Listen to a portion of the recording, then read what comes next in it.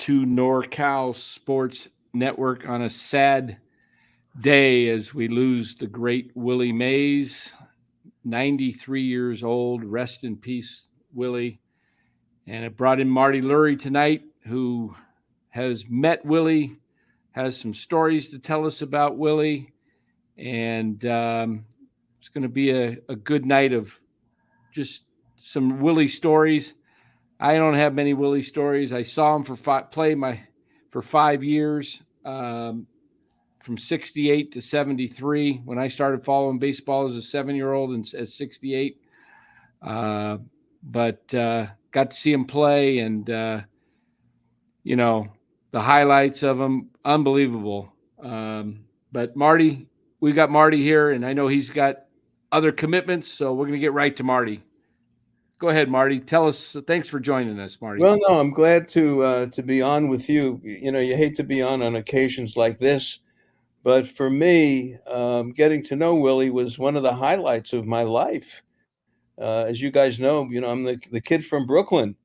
Going to Ebbets Field, watching the Dodgers play against the Giants, seeing Willie get no hit by Carl Erskine in 1956, and I said, Willie, I was there. He says, no, I think I got a hit. I said, no, you didn't. It was a no-hitter. So we always had little jokes going on between us. Really, it was so nice to know him. But for me, to be the kid from Brooklyn, to get to know Willie Mays, no one had that on the bingo card, believe me. That script wasn't written. But now I'm in Alabama right now. I'm in Birmingham, Alabama. I'm here for the game on Thursday night, the tribute to the Negro Leagues, and really a tribute to Willie Mays. He was the last one that they could do that for. And of course, now he's passed, but I am here for that game. And I was at Rickwood Field tonight.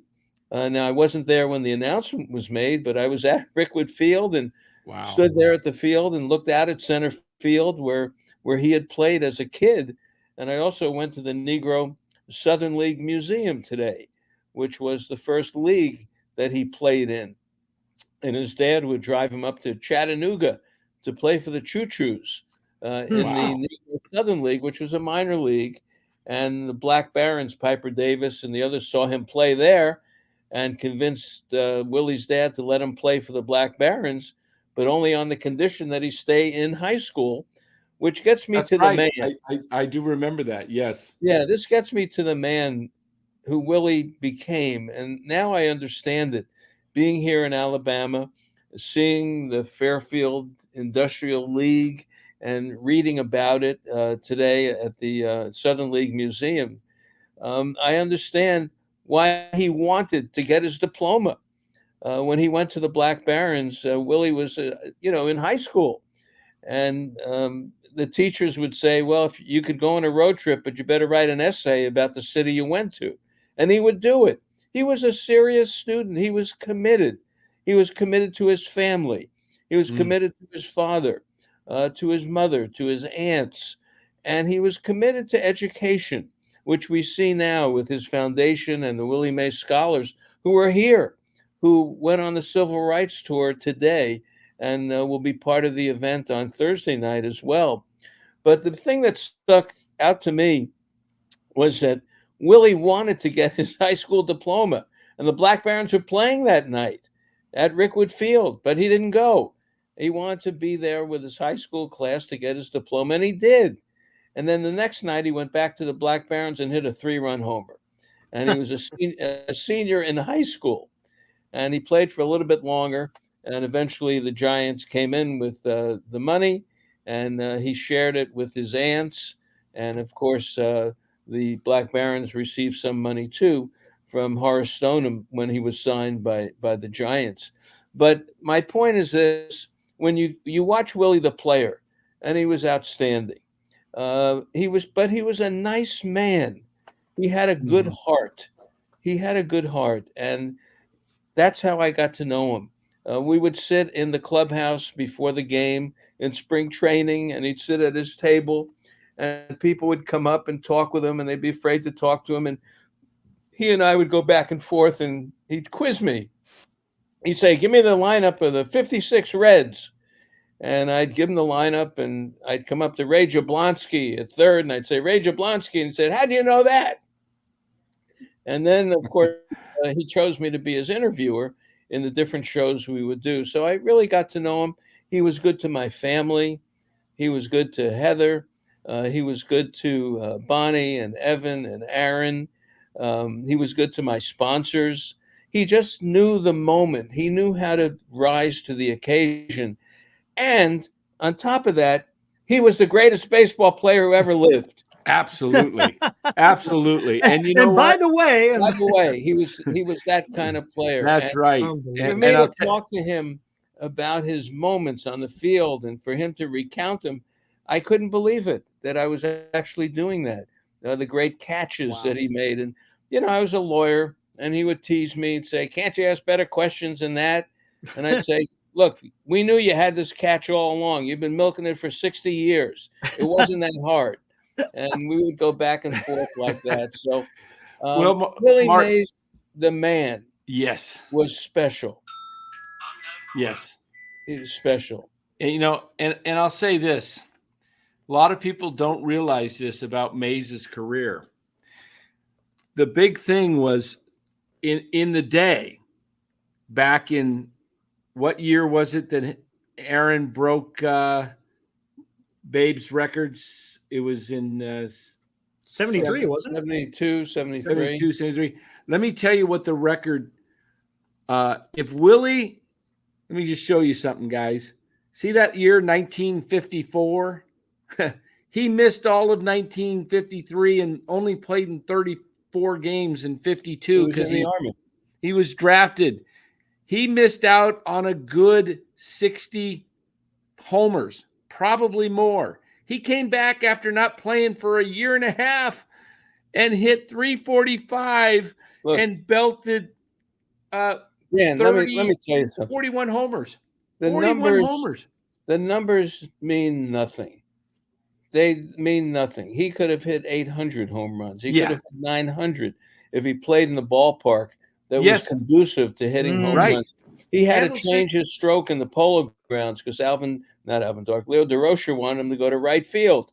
So he went to right field and he won a batting title. But that's the kind of player he was. So the numbers mean nothing. See, here's the thing about Willie. Think about this. Willie was playing with tough men. Now, we know that as we've focused on the Negro Leagues and Oscar Charleston and Piper Davis and Bill Greason and all these different players. Now, Willie was playing with them as a 10th grader. As a child, yes. And this is now 1946, 47, 48. He's in the World Series against the Kansas City Monarchs and the Homestead Grays. 49, and now 50. He graduates high school, and then he goes to Trenton of the Eastern League.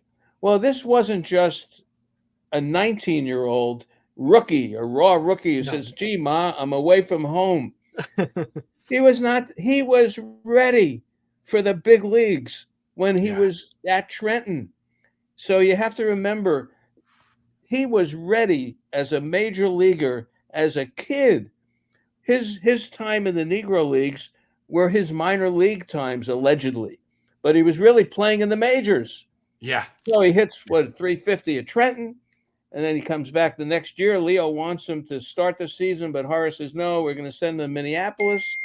And now he's hitting 477, and they bring him up. Yeah. And he was now 20.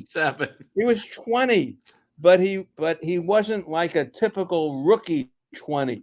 Right. He was a man at 20. So my point to you, Dan, when you show those numbers, this was not a kid. Right. Yes, he would have had 40. He would have had 45 in the 2 years that he missed. Oh, he would have had 60 plus more. Yeah, than but just so the numbers, they don't matter. But then, like you said, he was. But thank God he did go in the Army because that's where he learned the basket catch. Yeah. Wow. And then you talk about the ballpark, playing in Candlestick and then in the Polo Grounds. I think he would have hit 800. I really do. I mean, he was he's the original. When you think of five tools, you think of Willie Mays. Come on, he probably had 6 tools. He probably had 7. Look, He could. Look, He if was. they tried to pick him off at first and it was a He'd wild steal pickoff, second. he would score. Yeah. He would score. He would tell me the story when Art Mahaffey of the Phillies tried to pick him off. The ball went down the line. He says, "I scored." Yeah. Harry Callis. I interviewed Harry Callis, and I said, "Harry, what was your favorite moment in baseball?"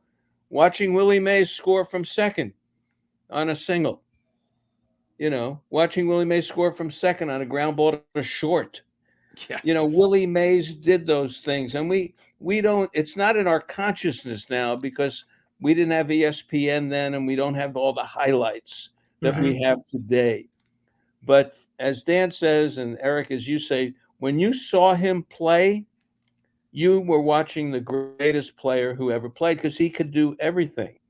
And I used to say to him, I lived in Florida in the 60s, and I didn't get to see him play, and I didn't get to see Giant games. If we saw a game, it would be, one game. I used to say, "Listen, I couldn't see you play. Were you any good?" I'd say to him, "Were you any good?" And then he would start laughing, and then we would talk about the All-Star game.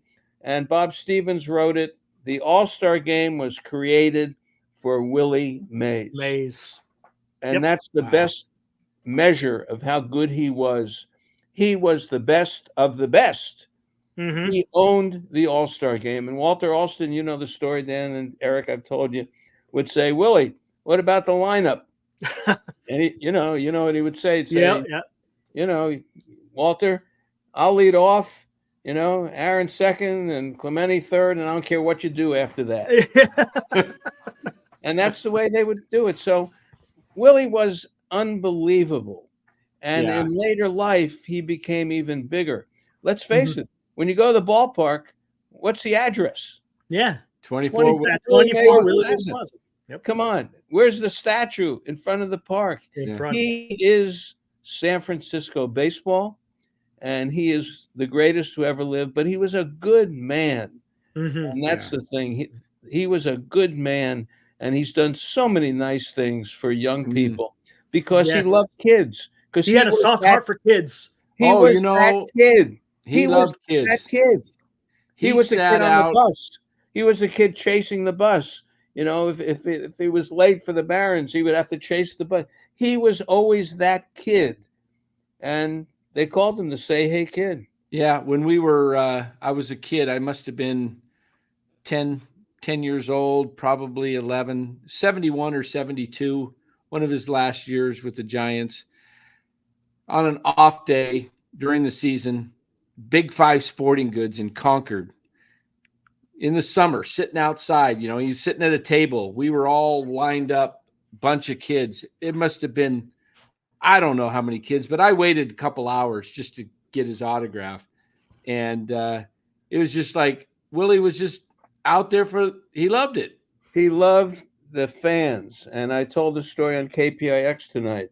I did this show with him at Barbara Sinatra's foundation in Palm Springs. And Willie and I had done, probably 7 or 8 shows before that. So we knew the routine, and I'd ask him certain questions, and, we knew how to do it. And I went off and said, "Willie, how do you want to be remembered?" Which is very poignant in light of what happened today. And he said, "I wanted to be remembered that I did everything for the fans. That when I came out, I wanted to perform for you." And that was what was foremost on my mind, because you had come out to see me and I wanted to perform for you. And then he started crying when he said that. I couldn't believe it. I didn't know what to do at that point. And he went on and told that story. And that was the most moving moment I ever had with him.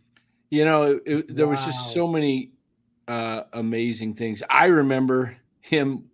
You probably remember this, Marty, the show. A lot of people may not remember it, but the old dating game with, I'm trying to remember the host, but Jim Willie Lang. was Jim Lang. That's right. Jim Lang. Yeah, I was on the dating game. That's how I met my wife number 2 and 3. You were on it? No, I'm only teasing. Oh, geez. Dan, hook, line, and sinker, man. Hey, Willie though. Beer can is laughing here. Willie was on the show and he got picked.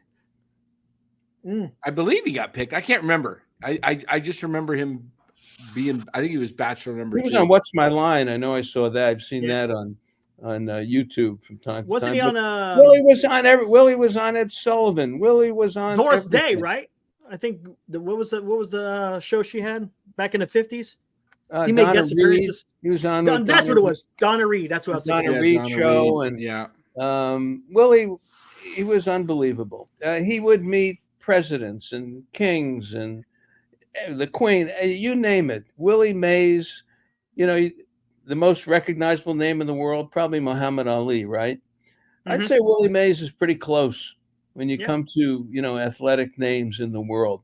And it's funny, Marty, you talk about royalty. If there was ever a baseball royalty, he'd be the king, right? Yeah, Would be the he king. was the guy, and we were lucky enough to have him at the ballpark and have him come out, and I was lucky enough to sit in that room. And Steph Curry came in. I was sitting there with his dad, Del Curry, and they just paid homage to Willie. It was so cute to watch that, and then I would see so many people come in and just want to shake his hand, and he always had time for Mike Murphy. He always Hmm. had time for me, whoever it was. He just made time for us in his life. And we would sit and just talk and just, kibitz about baseball, about, Wow. different players and different teams and all that. He had a great memory, great memory. Loved talking about Jackie Robinson and Campanella and Newcomb. And Newcomb would knock him down all the time. And he'd say to Campy, "Hey, tell Nuke, I'm black." And Campy would say, "Nuke doesn't care. He's going to knock you down anyway." And then Campy would throw dirt in Willie's shoes. Oh, That's what Oh they yeah, did. you put pebbles in there. Yeah. Yeah, that's yeah. what they would do to him. Well, it's interesting because we've seen this happen before. With it seems like John Madden, they did a big special for him recently, a few years ago, and he died just days before it was released. The big show, the tribute, and then we have Thursday night's game. And Yeah. I had this thought last week. I go, gosh, I hope he makes it to the game. He's still there, but not making it just 2 days before. I know. And get this. What was Willie's number?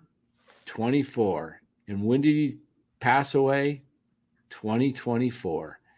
It was almost like he was meant to go. But what do you think this does? I think it makes Thursday night's game even bigger. Oh, it's huge. Mhm. Huge. I mean, for all of us who are here, people are here. The Gotham Club is here.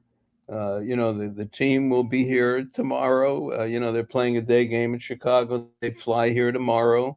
They'll all be here. There's probably 300 people from the Giants party here. The place is sold out. What, huh?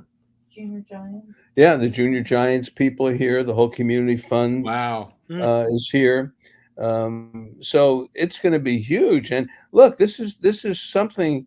And Heather is here with me, and of course, she does the shows with me and has always been with me throughout thick and thin of everything. Yeah.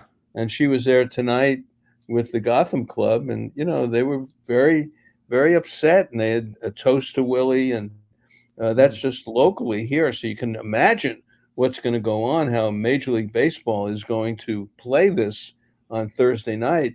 It's almost like the public funeral in a way. Yeah. It's cathartic in a way that we could have this now for Willie.